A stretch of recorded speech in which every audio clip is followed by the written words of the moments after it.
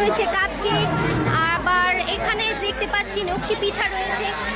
আর এখানে বলতে গেলে মোস্ট অনেক কিছু বিক্রি হয়ে গেছে।